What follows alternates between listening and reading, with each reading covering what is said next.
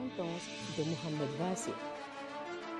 Cet ascète illustre entre tous les ascètes, ce serviteur choisi entre tous, ce savant plus rapproché que tous les autres de la vérité, ce sujet parfait parmi les initiés, ce docteur célèbre entre tous par la modestie de ses désirs, ce Vassien, que la miséricorde de Dieu soit sur lui.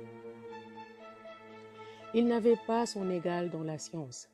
Longtemps, il avait été l'humble disciple des suivants et avait eu des relations avec les docteurs des premiers temps.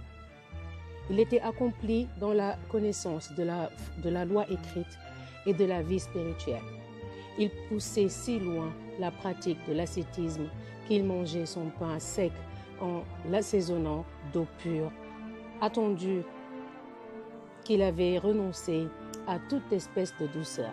Il disait « Quiconque pratique la modération dans les désirs n'a besoin de personne. » Dans les épanchements de mon cœur, il disait en forme d'action de grâce « Mon Dieu, tu m'acceptes affamé et nu comme un de tes serviteurs bien-aimés.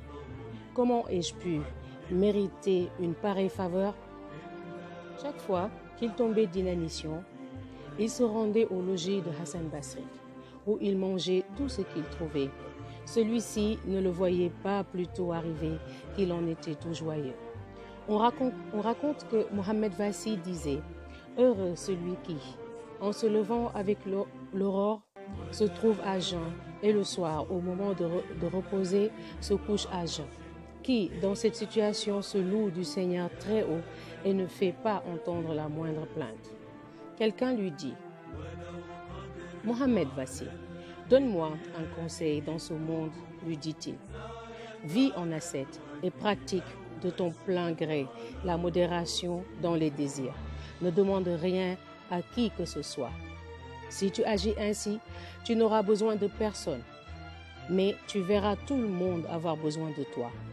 Par la suite, ton habitude de te contenter un peu sera pour toi un indice certain que tu seras vraiment roi sur cette terre et dans l'autre vie. » Une fois, il dit à Malik Dinar, « Oh Malik, il est plus difficile de retenir sa langue que de garder son argent.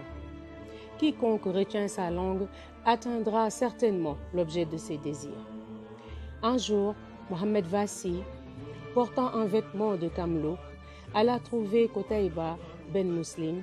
« Pourquoi ce vêtement de camelot ?» lui dit celui-ci. Et Mohammed Vassi, ne répondant rien. « Pourquoi ?» demanda-t-il encore. « Ne me réponds-tu pas ?»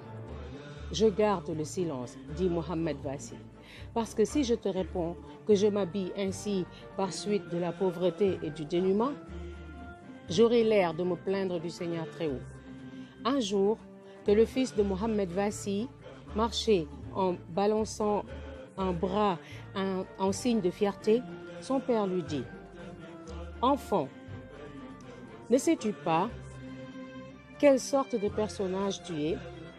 J'ai acheté ta mère pour 200 pièces d'or, et moi, qui suis ton père, il n'y a personne parmi les musulmans qui vaille moins que je ne vaux.